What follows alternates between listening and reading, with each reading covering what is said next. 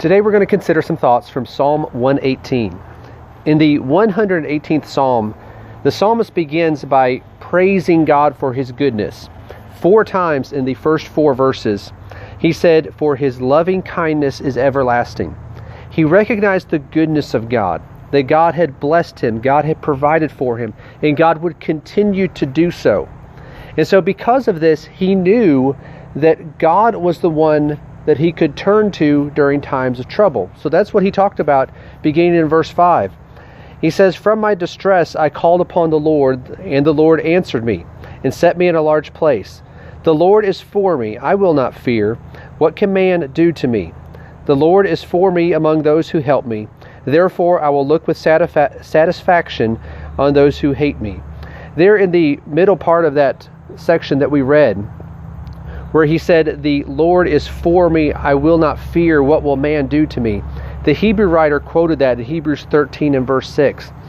But it's a recognition that the psalmist had, that the Hebrew writer had, that we need to have, that if God is for us, it doesn't matter who's against us. It doesn't matter who is opposed to us. That if God is with us, because we are with Him, then we don't have anything to fear. Because God is good. His loving kindness is everlasting. We can put our trust in Him and rely on Him, and we don't have reason to fear. Doesn't mean bad things may not happen to us. Sometimes we will experience those types of sufferings. We'll experience opposition. But ultimately, we don't have to fear because we are with God and God is with us. And so he went on to say in verses 8 and 9, "It is better to take refuge in the Lord than to trust in man. It is better to take refuge in the Lord than to trust in princes."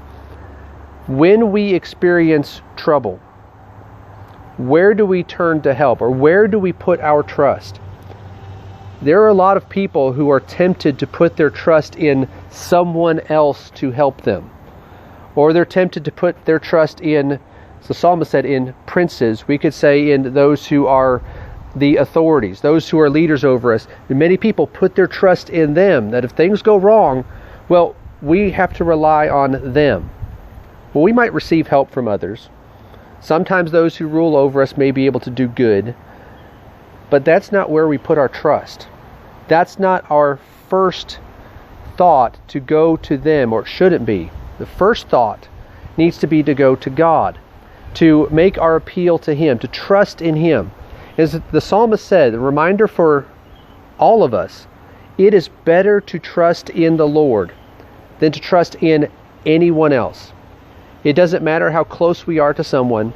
It doesn't matter how powerful some leader is. It is better to trust in the Lord than to trust in man or to trust in princes. Why? Because God is good. His loving kindness is everlasting. Let's not forget the goodness of God, especially as we compare it to those around us, that we look to others for help. We look to others for guidance. Again, we may be helped by others, but our primary trust is in the Lord because of who He is, because of what He is able to do, what He has provided for us, and what He has promised to us. Let's not put our trust in man, but in everything, in every circumstance we face, let's put our trust in the Lord.